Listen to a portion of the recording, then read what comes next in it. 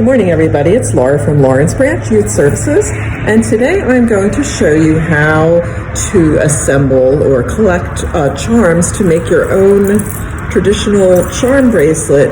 And in this case, for me, it was a travel souvenir, and it represents most of the Walt Disney World parks that I've been to. So let's learn how I made this and how I made my decisions. And in the process, I hope to show you some library materials that will give you some background as well if you're a Disney fan.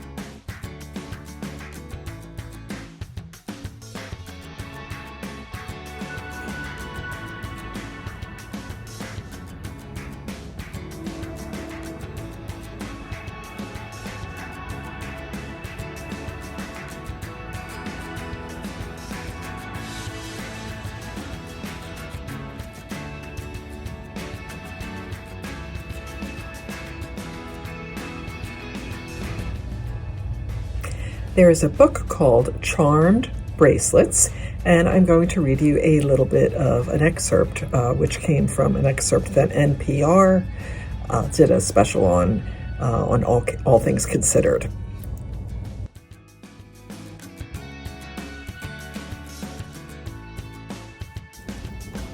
The Appeal of Charms by Tracy Zabar.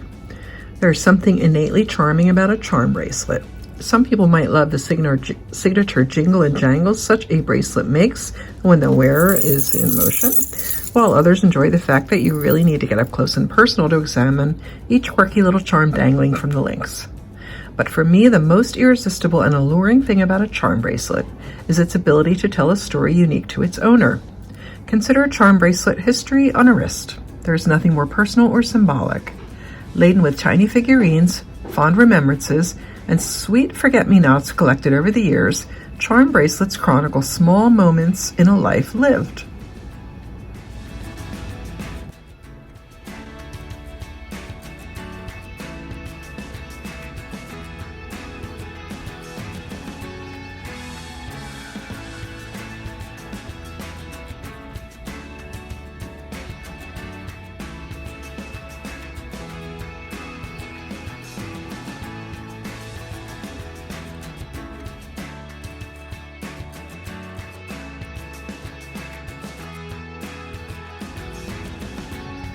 So my bracelet is made of silver, and it's mostly created out of used charms.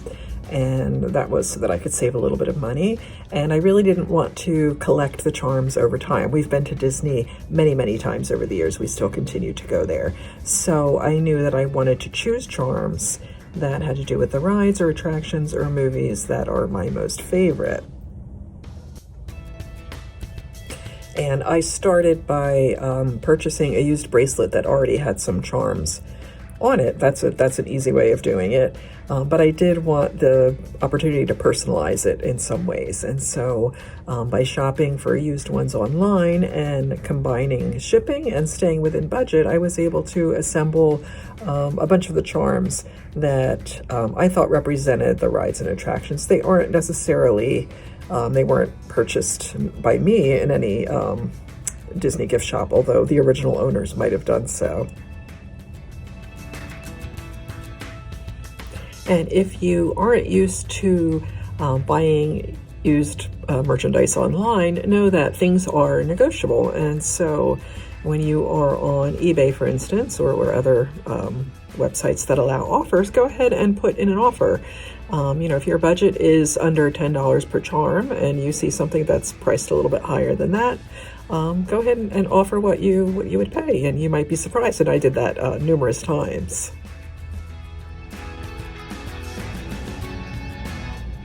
And another good thing to do is really spend a lot of time browsing for charms online, and you will get a lot of ideas. You will see things that could be interpreted to stand for or signify something that you want without actually having to buy something that has the words or the name of an attraction or whatever it is that your theme is. You also want to consider the strength of your bracelet and the eventual cost of having a jeweler put the charms on.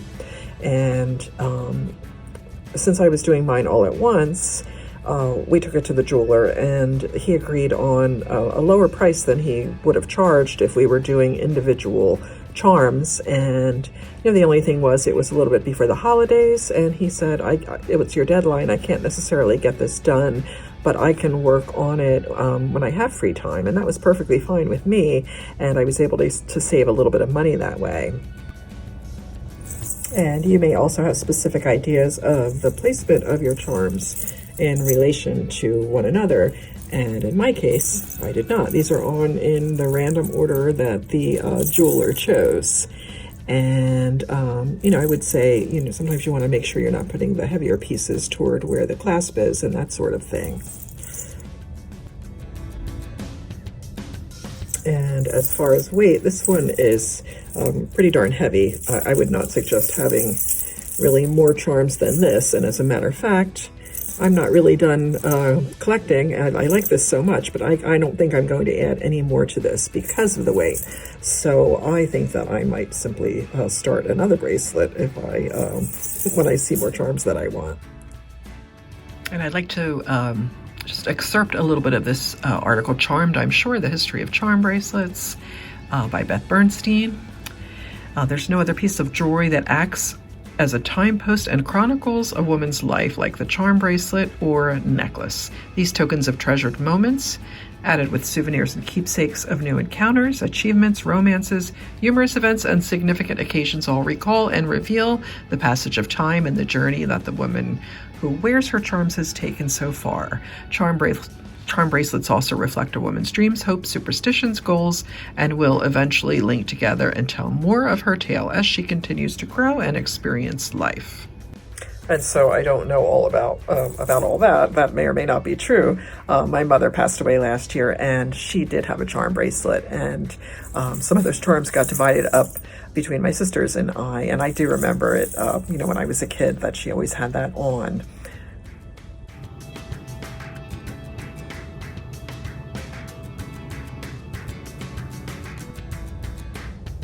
And I did mention to you about buying estate or vintage charm bracelets, and you can certainly buy them, with all the charms already on them. And one thing, when I do look at them, it's interesting because you are looking at a little snapshot of the wearer's life.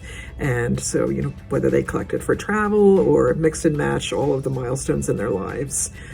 So sometimes it makes me a little bit sad, but then again, when I'm buying the charms, I'm kind of breathing new life into them. And so I urge you to take a look at this three-part series if you're interested. Part one, she says, takes us briefly through ancient civilizations, the difference in amulets, talisman, and the way charms move toward love, luck, and protection rather than warding off evil. That one ends with the Victorian era, and part two takes us through the beginning of the 20th century, evolution into platinum and diamonds, and the first Hollywood stars and renowned houses that made charm bracelets famous. And that one goes to World War II. And part three will continue on with iconic women who wore charm bracelets, the advent of mechanical charms, how the charms blossomed into a booming industry. We will reveal how they began to celebrate every conceivable occasion, memory, and moment in life. We will cover their brief outage in the feminist 70s and working woman 80s, and the full circle comeback of charm bracelets in the late 20th and 21st centuries. They are here to stay, and now are being reworked into charm necklaces with a passion and preference for meaningful and iconic themes. We will discuss how social media had a huge impact on creating allure among new collectors who find them simply charming. From a different article I am giving you the citation for, A Charming History, charms were used as identifiers. Early Christians wore charms in the shape of fish, often hidden in their clothing to identify them as Christians to other Christians during the time of the Roman Empire. Likewise, Jewish people wore small charms bearing passages of Jewish law. During the Dark Ages, individuals wore charms to identify their family origin or to denote their alliance to a specific ruler, political party, or religion. In medieval times, knights wore charms under their armor as a superstitious way to keep them safe in battle. And that article went on to present history through World War II, 50s, 60s, and so forth. But I just want to make sure I mentioned the more modern element. Charm bracelets morphed into link bracelets. In the 1990s, link bracelets, also known as Italian and sometimes I've seen European charm bracelets, were the hot fashion item. This type of bracelet, designed in Italy, was a series of linked squares on a stretchy band. The wearer could replace one or more of the squares with unique charm links as a way to personalize the wristwear. Some charms dangled like traditional charm bracelets, but most were flat. Pandora bracelets, the modern charm bracelet. Following the success of the Italian bracelet came the Pandora charm bracelet. Pandora, a Danish company, started selling their signature charm bracelets in the early 2000s, but the style of charm bracelet reached a pinnacle of popularity in the early 2010s. Pandora charms offered a unique twist to the classic charm bracelet. The charms are round and bead-like and threaded onto a thick circular wire bracelet. What remains the same was the ability of the wearer to select charms that meant something important to them personally. And so I will try to show you some close-ups of the charms on my bracelet and tie it in with some of the Disney attractions for you.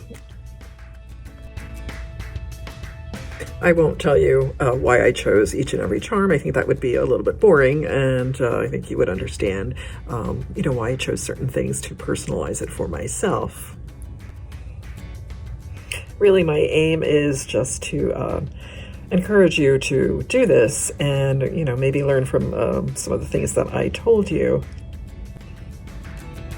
as well as perhaps think more broadly in terms of how this might apply to you and how you could do this with whatever your interest or theme you might be thinking about is.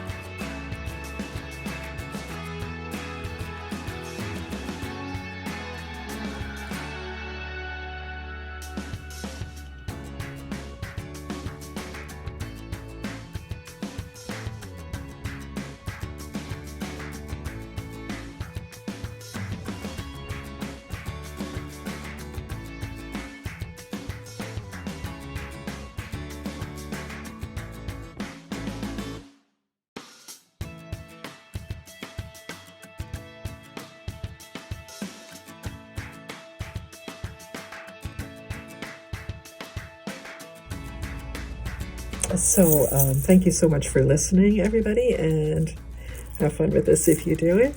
And I will see you next time. Have a good one.